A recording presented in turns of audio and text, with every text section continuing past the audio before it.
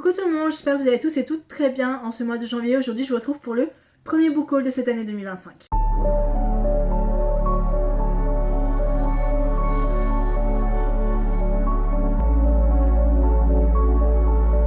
Je tiens d'abord à m'excuser s'il n'y avait pas de vidéo la semaine dernière. Je suis là au moment où je sors cette vidéo, je suis actuellement en arrêt pour burn-out et dépression, voilà, parce que je souffre de dépression et donc ça arrive assez souvent, mais là c'était vraiment le cas extrême, donc j'avais pas forcément envie de faire grand chose. Mais là j'ai une once de motivation, donc je me suis dit go filmer tous les romans que j'ai eu pour Noël, enfin mes cadeaux de Noël et ce que j'ai acheté en janvier. Voilà, parce qu'il y en a pas mal et parce que c'est la première fois depuis que je me suis remis à la lecture, donc il y a 5-6 ans, que j'ai autant de choses, de romans, de BD, de mangas à vous présenter. Laissez-moi vous dire que tout ça, presque, je n'ai rien payé. J'ai eu des sous pour Noël, donc j'ai dépensé. Je me suis acheté 2 mangas. Je me suis acheté 2 mangas, le reste c'est que des cadeaux de Noël ou ce que j'ai dépensé avec les sous que j'ai eu pour Noël. Donc franchement, je suis très contente. Et sachez que je n'achète vraiment pas beaucoup en général. Je dois m'acheter un livre tous les 3-4 mois. Voilà. Je lis beaucoup plus sur Kindle qu'en papier, mais il faut vraiment qu'en papier c'est vraiment un livre qui me fasse très envie. Et en général il n'y en a pas beaucoup, et comme d'habitude les livres en français sont très chers, mais je me dis maintenant il y a pas mal de livres qui sortent en poche que j'ai envie de commencer. Mais bon, je me suis dit pourquoi pas essayer de me faire plaisir cette année, et quitte à ce que j'achète d'occasion sur Vinted, je le ferai. Mais en tout cas ouais, j'ai pas mal de choses à vous présenter. J'ai un graphique, des mangas, il y a des romans VF qui traînent pas là, 2 romans VF, anglais et 2 romans VF. Voilà, donc je vais commencer par graphique manga, et après on passera au roman. J'ai reçu pour Noël l'écharpe porte-bonheur de Sophie Moronval et Anastasia Zababashkina chez les albums Ouzou, qui est un album graphique jeunesse pour les petits et les grands, hein, très clairement. Quand je suis en librairie avec ma soeur, je suis toujours en train de lui dire ouais, les romans graphiques comme ça pour enfants, je les trouve magnifiques, ils ont souvent de beaux messages et qu'est-ce que j'aurais aimé en avoir à leur âge. Et elle m'en a offert un pour Noël et je trouve vraiment magnifique. Bon, très clairement, je vais le réserver pour cet automne. Mais je trouve les planches vraiment super jolies. On va suivre Maureen l'écureuil qui ne quitte jamais son écharpe. Mais un beau jour, son amie souris tombe dans un trou. Aidée des autres animaux de la forêt, Maureen va tenter de la sortir de là. Devra-t-elle se séparer de son porte-bonheur de laine pour sauver son amie? J'ai très hâte en tout cas de le lire, mais oui, comme je l'ai dit, ça fait très automnal, donc je vais le réserver pour cet automne. Donc il va traîner, encore pendant un petit moment dans ma palle, mais ouais, franchement, j'aimerais à l'occasion m'acheter plus de romans comme ça parce que je les trouve magnifiques. Je passe au manga et j'en ai pas mal à vous présenter. J'ai reçu pour Noël le tome 9 et 10 de Sun Affection de Suomo Ishita chez édition Akata. Et je me suis donc bien évidemment acheté le tome 11 ce mois-ci. Je suis à jour dans cette saga, je suis très contente.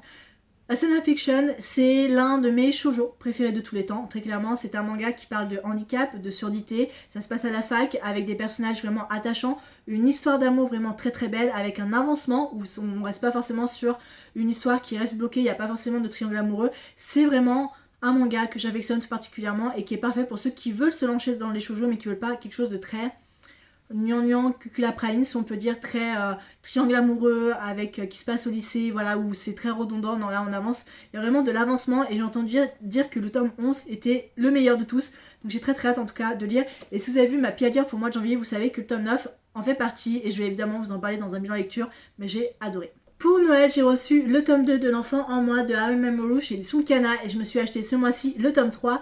C'est un manga qui fait partie de mes découvertes de l'année dernière, de 2024, et qui ont fait partie de mes coups de cœur 2024. C'est un manga qui parle de teen pregnancy, donc d'être adolescente et d'être enceinte et de voir comment est-ce qu'on va gérer tout ça. J'aime beaucoup le fait qu'un sujet tabou soit mis en avant comme ça dans un manga et qui peut toucher peut-être certaines personnes. Pour ma part, j'avais beaucoup apprécié le premier tome, j'avais adoré les dessins et j'ai très hâte de continuer. Il y a 6 tomes qui sont actuellement en cours en France, voilà, qui sont sortis. Le manga est encore en cours au Japon, donc je suis pas trop en retard, mais j'espère ne pas trop traîner ce manga parce que j'ai très hâte de voir comment l'histoire va avancer. Mais j'espère aussi que c'est pas un manga qui va trop traîner en longueur, ou genre à partir du tome 6 on est encore sur le fait qu'elle est tout juste au début de sa grossesse. J'aimerais vraiment que ça avance, pas trop rapidement, mais un peu pour pas forcément que l'histoire reste au point mort. En tout cas, j'ai très hâte de continuer. Pour Noël, j'ai reçu le tome 2 de Kaolon Generic Romance de Jun Mayuzuki chez Kana dans la collection Big K1 C9, je crois, que j'ai découvert début de l'année dernière. Et écoutez, ma foi, j'avais beaucoup apprécié. Il y avait un stand Kana à la Japan Touch et l'une des personnes qui travaille là-bas m'a convaincue de l'acheter. Et je dois dire que j'étais surprise parce que ça m'a beaucoup sorti de ma zone de confort. Alors je ne vais pas trop vous raconter l'histoire parce que c'est assez spécial, mais j'avais beaucoup apprécié et ce que j'aimais aussi beaucoup c'était le style de dessin.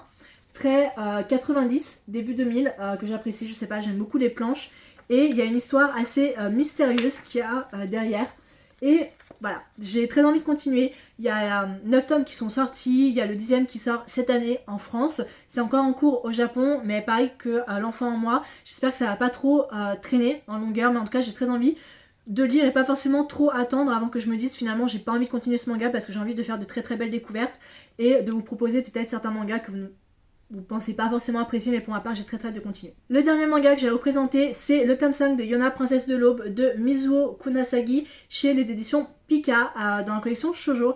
Yona Princesse de l'Aube c'est l'un de mes shoujo animés, enfin shoujo préféré de tous les temps aussi avec Sun Affection, mais l'un de mes animés préférés de tous les temps. Je l'ai regardé de l'année de sa sortie, donc en 2014, j'ai vu les 23 épisodes et le truc c'est que c'est une saga qui est très longue. C'est-à-dire qu'on est à 44 tomes au Japon, 42 en France, saga encore en cours, et j'ai le tome 1, 2, 3, 4, 5, 29 et 40. 29, je l'ai acheté d'occasion, pour vraiment pas cher, et le tome 40, c'était une édition collector. Et je voulais l'acheter avant qu'il n'y en ait plus, voilà, très clairement. Et ce qu'il faut savoir, c'est que l'anime couvre que les 8 premiers tomes. Et après, le reste, je vais pas complètement à l'inconnu. Donc ma soeur m'a dit, pourquoi est-ce que, au lieu de te casser la tête à acheter le tome 5, 6, 7 et 8, à le redire ce que tu sais déjà, pourquoi est-ce que tu n'achètes pas directement à partir du tome 9? Et c'est vrai que je pensais, je me dis, je pourrais le faire. Mais bon, c'est une saga qui est très longue. C'est un roman, enfin, des mangas que j'apprécie. Donc je suis très contente en tout cas de me replonger dans cet univers parce que je me rappelle pas forcément de ce qui s'est passé. Donc si j'achète le tome 9 mais que j'ai pas forcément un gros souvenir de comment est-ce que ça se termine, voilà. Donc je me suis dit, quitte à ce que j'achète, j'ai pas beaucoup de tomes, il me reste 6, 7, 8, voilà, il me reste 3 tomes à acheter avant d'enchaîner avec là une partie d'histoire que je connais absolument pas. Mais bon, dans tous les cas, j'adore ce manga. C'est un manga avec des personnages assez badass, une femelle protagoniste extrêmement badass, de la comédie, un petit peu de romance. Voilà, mais en tout cas, j'apprécie beaucoup et j'ai très hâte de continuer ce manga. Pour Noël, j'ai reçu Circe de Madeline Miller chez édition Pocket, qui est une très belle édition, je dois dire. J'ai Le Chant d'Achille par la même autrice dans cette même édition que je trouve mais juste magnifique. Je trouve que le travail que font l'édition Pocket avec certains de leurs romans est vraiment très beau. J'ai lu Le Chant d'Achille, je crois, la deuxième année où j'ai recommencé à lire et j'avais beaucoup apprécié, ça m'avait fait sortir de ma zone de confort, j'avais apprécié son récit autour de Achille et Patrocle et comme beaucoup de monde j'avais pleuré et je me suis dit ça c'est fait, maintenant il faut que je lise Circe. Et depuis j'ai pas eu l'occasion de l'acheter et de lire parce que j'ai très peur parce que c'est quand même un beau petit pavé de 545 pages, voilà. Et c'est vrai que je connais pas trop forcément le mythe de Circe, mais je me suis dit voilà, bon, je le mets sur ma liste pour Noël, je l'ai reçu et je serai contente.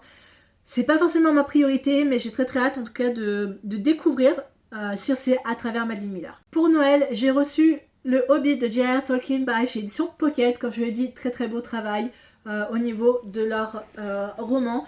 Il fait pareil partie de ma pile à lire de ce mois-ci et je l'ai lu et pareil je vous en parlerai dans un bilan lecture parce que j'en ai des choses à lire. Le Hobbit et Seigneur des Anneaux font partie de mes sagas, trilogie de films cosy parfait pour l'automne que je regarde. Chaque année, j'ai fait découvrir le Seigneur des Anneaux à ma soeur l'année dernière, fin de l'année dernière, qu'elle a beaucoup apprécié. Et je lui ai dit que j'aimerais beaucoup lire l'un des romans de J.R.R. Tolkien et donc elle m'a acheté le Hobbit. Et ça tombait bien parce que je voulais savoir comment est-ce qu'un roman de 400 pages a pu être adapté en 3 films. Et oui, je vous en parlerai dans la lecture parce qu'il y en a des choses à dire, mais en tout cas je suis très contente. J'aime beaucoup cette édition que je trouve très belle. Alors il y en a énormément qui sont sortis, mais celle-ci je la trouve vraiment superbe. Elle est assez simple, mais juste assez pour à peu près savoir avec les éléments importants en tout cas du roman. Mais je la trouve très belle et ouais, franchement j'étais très contente. Je vais passer maintenant à tous les romans que j'ai achetés, voilà, que j'ai eu avec mes sous de Noël, donc finalement c'est pas vraiment moi qui ai payé. Le premier que j'ai acheté c'est Nothing Like the Movies de Lynn Painter chez l'édition Simon & Schuster, qui est donc le deuxième tome. Plutôt la suite de Better Than the Movies que j'ai aussi en anglais, mais qui est disponible en français, c'est l'édition Comet avec un très beau jaspage, voilà. J'avais adoré Better Than the Movies, fait partie de mes coups de cœur de l'année 2024 et quand celui-ci est sorti évidemment que je suis allée l'acheter évidemment, il me fait assez peur parce que c'est quand même un gros pavé, enfin un petit peu plus gros que Better Than the Movies, et il paraît que là où Better Than the Movies c'est tout joyeux, rainbow, puppy, tout ça, c'est pas le cas pour Nothing Like the Movies, puisque Wes et Liz sont à la fac et on voit comment est-ce que la fac et leur horaire et tout ça peuvent jouer sur leur relation. J'ai très hâte en tout cas de le lire. Voilà, et le bon côté c'est que ils ont gardé ce côté en tête de page avec pareil des quotes de comédie romantique, donc j'ai très hâte de le lire. Je reste encore avec les romans en anglais avec Leather and Lark de Bring Weaver, la chez Piactus, qui est le deuxième tome de sa trilogie The Romanius Love. Le premier étant Butcher and Blackbird, qui est disponible en français chez Édition Verso, d'ailleurs le tome 2, excusez-moi, est disponible aussi en français chez Édition Verso. Pareil, si vous avez vu ma vidéo favori 2024, vous savez que Butcher and Blackbird fait partie de mes favoris de l'année dernière. Et j'avais dit que, avec le tome 3 qui sort le mois prochain, il sort en février, j'avais très envie, peut-être, possiblement, de revendre, enfin de m'acheter les Leather and Lark en anglais et de revendre Butcher and Blackbird en français pour pouvoir me le racheter après. Et ben figurez-vous que c'est ce que j'ai fait. J'ai vendu Butcher and Blackbird et je me suis acheté Leather and Lark en anglais, voilà. Mais très hâte de le lire en tout cas, parce que franchement j'avais beaucoup apprécié le premier tome. J'espère que le deuxième sera tout aussi meilleur et que le troisième sera tout aussi bien. Voilà, mais j'ai très hâte en tout cas de découvrir. Et pour ceux qui ne savent pas, The Romanius Love, c'est une trilogie autour de tueurs en série. Voilà, et il y a du spice, il y a du smut, assez genre très haut level, voilà. Je vais pas vous mentir, très haut level. À côté Twisted de Hannah Wang, c'est soft. Voilà, mais en tout cas j'ai très hâte de continuer parce que j'avais vraiment apprécié le premier tome et le fait que ce soit une histoire complètement originale, genre avec tous les codes de la romance mais avec un chouïa un peu de thriller et un chouïa un peu de dark romance aussi à côté, j'avais adoré. J'ai acheté ce beau bébé qui est Iron Flame de Rebecca Yarros chez Éditions Piactus. Les éditions Piactus, c'est l'une de mes éditions préférées, voilà, très clairement j'adore leur édition, le fait qu'ils sont petits donc c'est parfait. Iron Flame qui est donc la suite de Four Wings, qui est le deuxième tome de sa saga The Empyrean. Je l'ai acheté ce mois-ci pour pouvoir le lire. Il faisait pas partie de ma pile à lire mais je l'ai quand même lu pour la sortie de Onyx Storm qui est sortie ce mois-ci, voilà. Et en plus de ça j'ai appris qu'il allait y avoir un quatrième tome, donc c'est sans fin, voilà. Mais c'est un beau pavé de 736 pages. Voilà, j'avais Four Wings en grande édition d'édition Piactus, mais impossible de mettre la main sur le deuxième tome pareil. Donc j'ai revendu Four Wings pour m'acheter celui-ci et pourquoi pas putain m'acheter Four Wings petite édition aussi pour matcher parce que bon j'aime pas quand ça matche pas. Mais ouais, j'aime beaucoup le travail, franchement je trouve mais magnifique. Voilà, je vous en parlerai dans un bilan lecture. Mais voilà, c'est Four Wings, enfin c'est Iron Flame, j'aime beaucoup l'histoire de dragon, j'aime beaucoup le fait que pour de l'anglais ça se lise assez rapidement, même si je l'ai trouvé un peu long. Mais voilà, je suis très contente en tout cas de l'avoir avec moi. Si vous avez vu ma pile à lire pour le mois de janvier, vous savez que l'un des prompts que j'ai tiré c'est Cowboy Romance. Et j'avais dit que j'allais recevoir le quatrième tome de la saga de Chester Spring de Easy Silver qui était Reckless. Et je l'ai reçu. Je l'ai reçu, voilà, il fait partie... Voilà, hein. Voilà, Chester Springs, Easy Silver, Romance Cowboy. Il faisait partie de mes livres à lire pour l'année 2025, ce qui a été fait, donc je suis assez contente. Et pareil, je vous en parlerai dans un bilan lecture. Et il me reste que le dernier tome, Hopeless, et après j'aurai officiellement terminé avec cette saga. Et j'aimerais que ça se termine assez rapidement pour que je puisse enchaîner avec une nouvelle saga. Mais Easy Silver, j'adore vraiment son écriture, j'adore les romances qu'il nous propose. Parfois c'est un peu tiré par les cheveux, parfois c'est un peu trop cliché, mais je sais pas, il y a quelque chose que j'apprécie beaucoup dans sa plume. Et ouais, franchement, les 3 premiers tomes, il me semble, enfin les 2 premiers tomes sont disponibles, je crois, chez l'édition BMR en français. Et le 3e tome sort le mois prochain, il me semble, qui est Powerless, qui pour moi n'est pas forcément le meilleur et le mieux que j'ai apprécié. Alors que pour beaucoup de gens, le dernier Hopeless, c'est le pire pour tout le monde. Voilà, donc peut-être qu'on a des avis divergents, peut-être que moi je vais adorer Hopeless comparé aux gens qui n'ont pas aimé, mais pour moi Powerless c'est pas mon préféré. Voilà, parce que j'ai trouvé que c'était, même si j'aime le smut, j'ai trouvé que c'était vraiment beaucoup trop smutty et que dès que les deux protagonistes se mettaient ensemble, voilà. Celui-là pareil je l'ai lu, ce mois-ci je vous en parlerai dans un bilan lecture, mais ouais, je suis très contente de l'avoir avec moi. Je passe au dernier livre VO que j'ai acheté, après on passera aux 2 livres en français qui y a juste là. J'ai acheté Apprentice to the Villain de Anna Nicole Meyer chez l'édition Penguin, donc Penguin et Piactus c'est 2 maisons d'édition que j'adore. Qui est donc la suite de Apprentice to the Villain qui est sortie en français chez les éditions, alors j'ai envie de dire Calix, mais j'ai vraiment un doute, mais en tout cas avec une très très belle édition que je trouve vraiment très très jolie. Je l'ai acheté l'année dernière, je l'ai lu en VO, il fait partie de mes favoris de l'année dernière, de l'année 2024. Et évidemment, je ne pouvais pas passer à côté de La Petite Sous de Vilaine, sachant qu'il y a Accompli Sous de Vilaine qui sort cette année et que j'ai appris qu'il allait y avoir un 4e tome qui allait sortir l'année prochaine. Donc, je veux être plus ou moins à jour dans cette saga, mais franchement j'adore le fait que ce soit des romans qui sont pas forcément des gros pavés, mais qu'on a quand même du drame, de l'humour, un chouïa soupçon fond de romance avec de la fantaisie. La fin de ce tome 1, j'étais là, j'ai fait mais il me faut le tome 2. Évidemment j'ai vu le tome 2, je l'ai pris, je me suis dit obligé, le but c'est que je continue quand même mes sagas cette année, donc voilà, en tout cas j'ai envie de le lire avant la sortie du tome 3. Voilà, en tout cas essayer d'être à jour, mais très très hâte en tout cas de le lire et je trouve pareil, vraiment magnifique. J'ai pas lu le dos parce que je veux vraiment partir à l'inconnu avec ce 2e tome, mais pas trop tarder à le lire tant que c'est encore frais dans ma tête. Je passe maintenant aux 2 romans français que je vais vous présenter, je pense que vous connaissez. Le premier, c'est Heartless Hunter de Christelle Ciccarelli chez édition PKJ, le premier tome. Alors, Heartless Hunter, c'est le nom de la duologie. Le nom en VO, c'est The Christmas Man, donc le papillon de nuit. Je voulais l'acheter de base en VO, mais j'ai vu... Voilà, je l'ai vu en librairie, je me suis dit oui, bon, pourquoi pas. J'ai pas beaucoup de livres en français, voilà, dans ma palle, donc pourquoi pas me faire plaisir. Et ça a été confirmé que le tome 2 sortirait bien en 2025 et donc pas l'année prochaine en France. Donc le bon côté, c'est que je me dis, voilà, au pire, je pourrais vraiment l'acheter cette année. Mais j'ai vu que de très très bons retours, je sais pas trop de quoi ça parle, je sais juste qu'on suit une sorcière et un chasseur de sorcières. Et les deux, je crois, font du fake dating, sortent ensemble pour pouvoir, je crois, se tuer mutuellement. Mais voilà, une romance va se former entre les deux. Mais j'ai vu vraiment de très très bons retours. J'ai vu Jordan Fisher le lire sur son TikTok, en parler. Et voilà, je pense que tout le monde s'est laissé combler.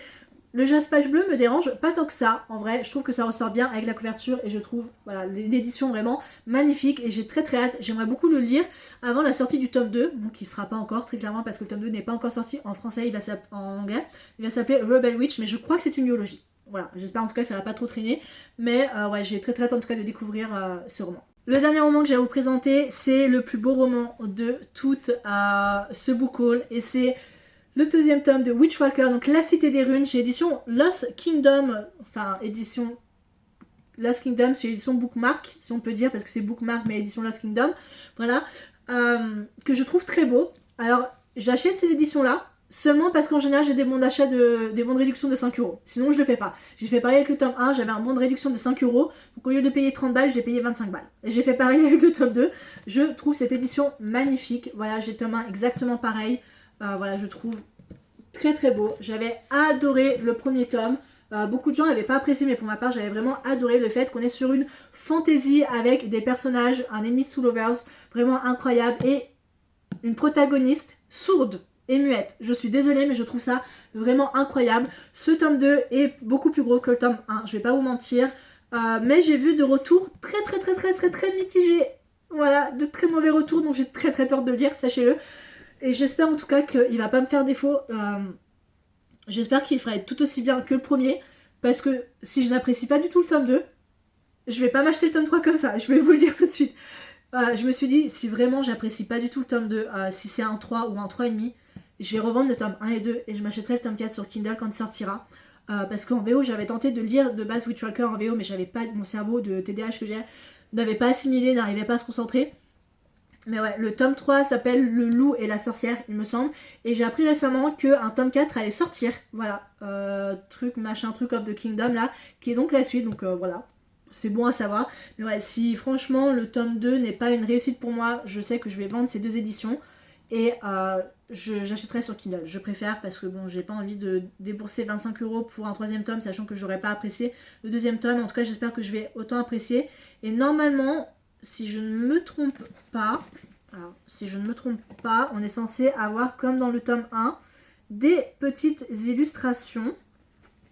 Alors peut-être que je me trompe et peut-être que, ouais, je sais pas si c'est un spoil, même pour moi, mais des illustrations que je trouve très beau. Voilà, mais en tout cas, ce livre est magnifique. Donc voilà, c'était tout ce qui concernait le premier book haul de cette chaîne. J'espère vraiment que cette vidéo vous a plu, sachant qu'il y en a un que j'ai pas reçu, que je devrais recevoir, que j'ai acheté sur Vinted.